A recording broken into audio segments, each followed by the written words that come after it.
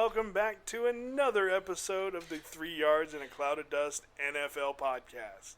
I'm your host, Josh, and with me as always, my co-host, Jonathan.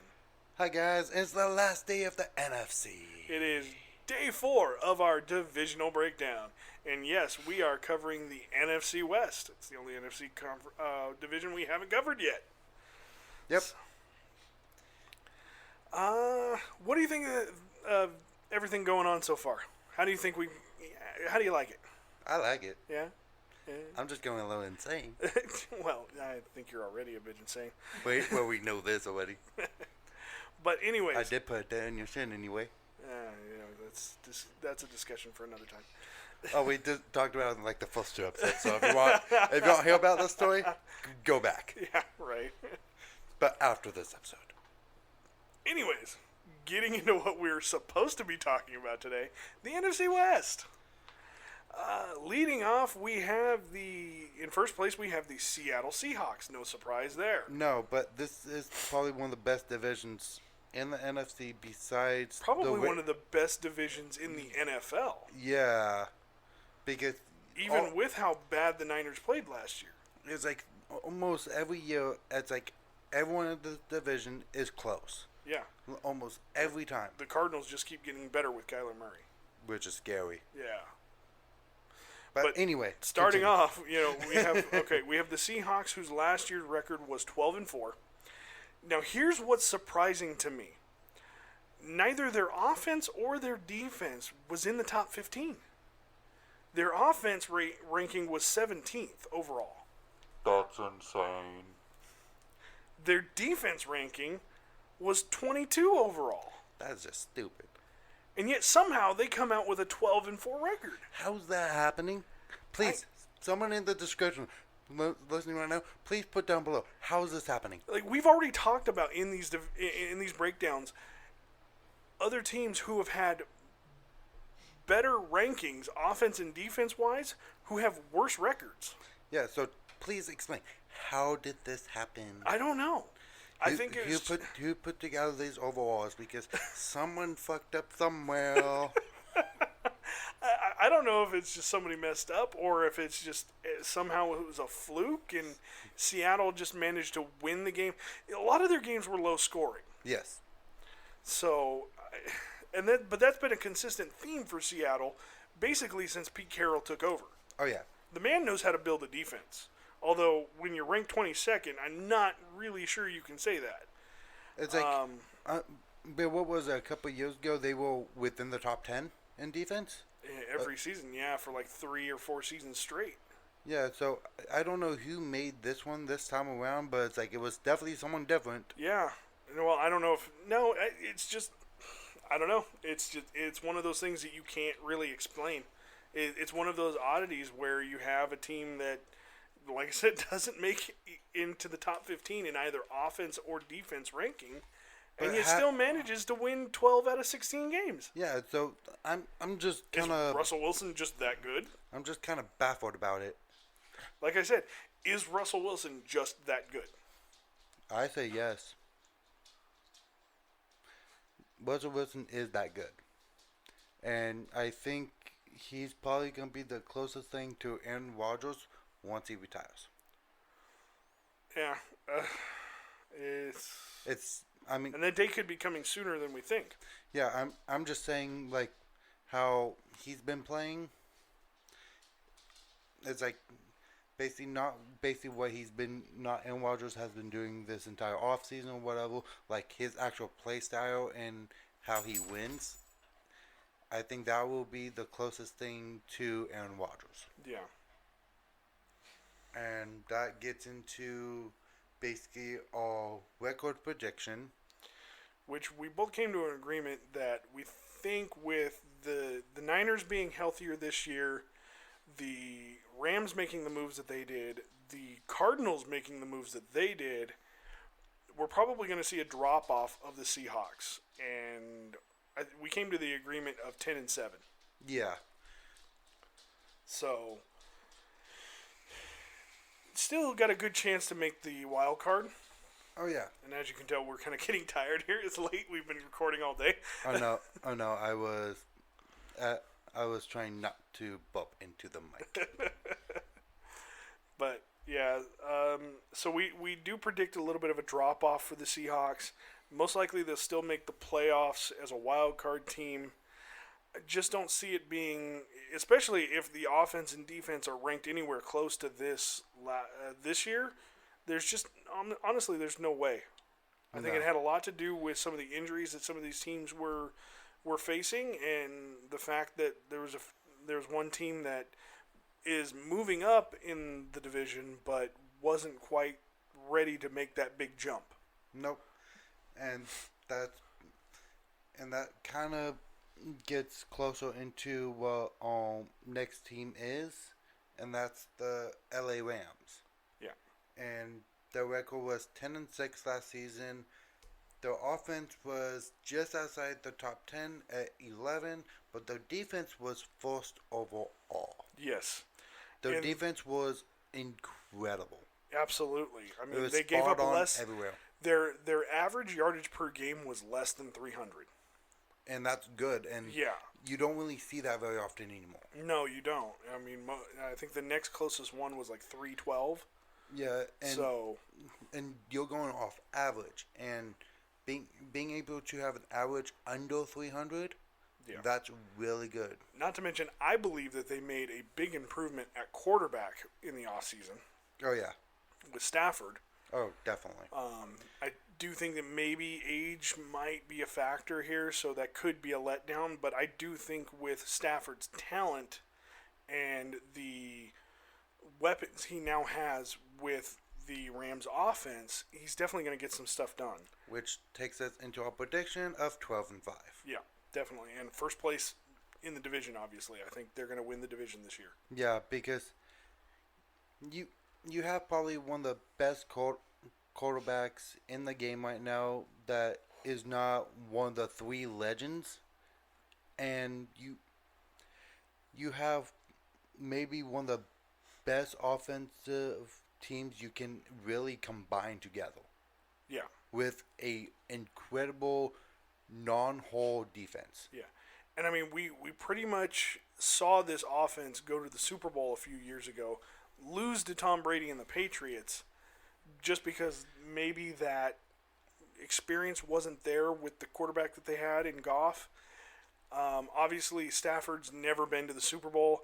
Don't think he's actually ever won a playoff game, but I don't think that's entirely been his fault. I think that's been the coaching and the lack of weapons. Yeah. Because one thing that we discussed, back when he was with the Lions after Calvin Johnson retired, I don't think they had a top 15 offense the entire time he was there. Oh no, it was. And now he's coming into the 11th ranked offense. Before he was there, imagine how much better he's going to make that team.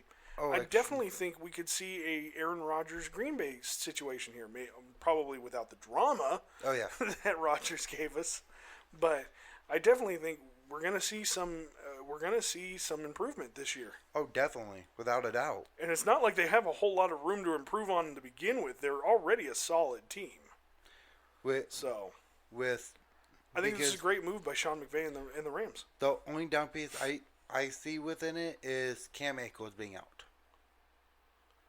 Yeah, that is going to hurt a little bit, but I think they've got guys that can step up and help out. Yeah, they do have guys that can step up, help out, but you also now have having Stafford instead of Goff, I think mitigates that a little bit. Yeah, he can run a little bit. He knows how to scramble out of the pocket and get an accurate throw off. Yeah. And make sure he gets yardage downfield. And he can still heave that ball downfield. Yeah, so that's really what's gonna be the difference with Akers gone. Yeah. So that's why we gave him the 12-5. Yep. Next up, we have the Arizona Cardinals in third place with a record of 8-8, which definitely won't be happening for anyone this year unless they get a tie. Which then, can you still really call it an 8-8 record? No. Yeah, I mean it's an 8-8-1. So, but they had the 6th ranked offense overall and the 13th ranked overall defense. So, I mean, and they just went out and made their defense better. Yeah. They did pick up J.J. Watt for their defense. And absolutely. and this all will depend on basically how well JJ can stay healthy. Yeah.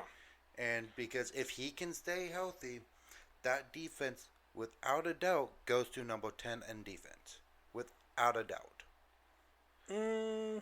Yeah, well, definitely see them being closer to number 10, but you've already given another team number 10 in one of our previous episodes. But that's what I mean. But yeah, I could definitely see them being a top 10 defense with Watt. Yeah, basically, if JJ can stay healthy, they would push that team I said was 10 down to 11 and taking that 10 spot. Yeah. Because of him being able to stay healthy. And so with them improving pretty much every year since Kyler Murray's been there, so he's only been there 2 years, but they just keep getting better. We have him going 10-7. Yep. But if JJ cannot stay healthy, if I'm correct, we have them set at 9-8 if he cannot stay healthy. Yeah, definitely. Excuse me. Definitely see them dropping 1 or 2 games if Watt can't be healthy. Yeah, so we'll definitely have to see, can Watt stay healthy this season? Yeah. Yeah, that's always been a factor. And then, which takes us into our next team, the 49ers, whose record was in last in the division with a 6-10, with a 15th overall offense and a 5th in defense. Jeez. And I mean, with all the injuries they suffered on defense last year, to be able to remain in the top 5? It's like, if you really think about it, it's like 2/3 of those injuries came from offense. They lost some key players on defense too, that was a third of what they lost. But yeah, no, it was mainly the ineptitude of their offense that it was a couple of them. If I'm correct, it was a couple of linemen, a wide receiver, the quarterback went down. Kittle went down. Yeah.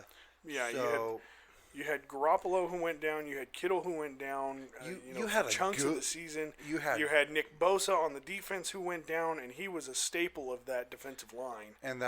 And being able to still stay in that top 10, or even and I mean, you're talking in that about top 5. You're essentially talking about the big 3 guys who led that team to the Super Bowl the year prior. Yeah.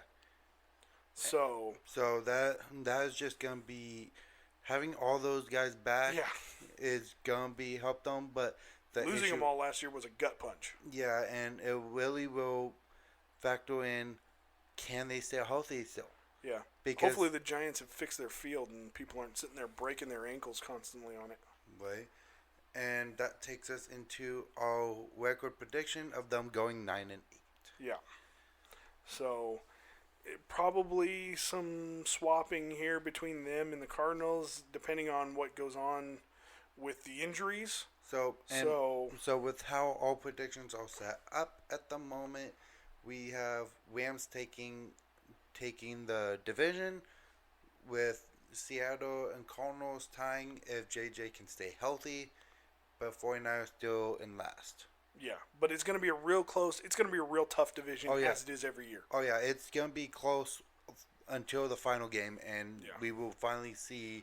But if you ever see any of these guys in the wild card or even in the playoffs, very rarely do you see any of these teams get blown out. You saw it happen to the Niners a couple times last year, but like we said, that was due to a lot of injuries on their part. So, you'll definitely see not their that. Fault, but you'll definitely see that the records will stay roughly close until the final 3 games. Yeah. And you'll definitely see, okay, who's going to take that top spot, who's going to get the wild card. Yeah. And I will not be surprised if I see 2 of these teams in the division take the wild card. I would not be surprised. No, I wouldn't be surprised at all either. Because this is it's hands down the strongest division in the NFC, and it only got stronger this offseason. Yeah, and it's like it is gonna be really hard to try to take out one of these teams out of the wild card, because you would have to try to beat them. And if you can't beat them in the regular season, I'm sorry, there was no chance you're gonna beat either one of them in the wild card. Mm-hmm. Let alone, unless of course one of them's playing the other in the wild card. Yeah. Somebody's no, that's what I mean. It's like if you have if you have both of the same division and the wild card, and then you also have the number one division and number one team in that division in the playoffs, you now have three teams of the same division in the playoffs. Yeah. And now you have three chances of that division making to the Super Bowl. Yep. And that's still got to get Still got to get past Tom Brady and the Bucs. yes, but there's still a good Which chance. is going to be hard pressed to do. It's going to be hard, but it's definitely going to be a fun game to watch. Seeing one of these teams go up against Tom Brady. Yeah. Because you know it's going to be a good fight. Yeah. And with how strong this whole division has gotten, it's going to put Tom Brady a win for his money. Basically, what we're trying to say is that we expect a lot of good games out of this division. Oh yeah, without a doubt. Yeah. You've got literally 4 of the best quarterbacks in the league. And I know some people would argue that Garoppolo is one of the best, but I'm sorry. When he's healthy, he puts up numbers. Yes, but when he's injured, the team can't perform. Yeah. Kind of same thing with Tom Brady. You know. Yeah, so I mean, Belichick's done a great job trying to, he was able to coach around that a little bit, but last year was not great for the Patriots. oh no, So. Cam Newton, you saw what he did on the field. Yeah. He did the same Wasn't same even thing. all that good in Carolina. Well, what I'm saying is, But what he did on the field, he anyways. did to his tail. Anyways, we're talking about the NFC West here. So, like I said, we expect a lot of good games out of this division. Oh yeah, And it's going to come down to the wire. it really will. Yeah. I can see about halfway through the season when the wild card predictions are out, you'll see almost every other week teams flip through that Yeah. without a doubt. Yep. Definitely.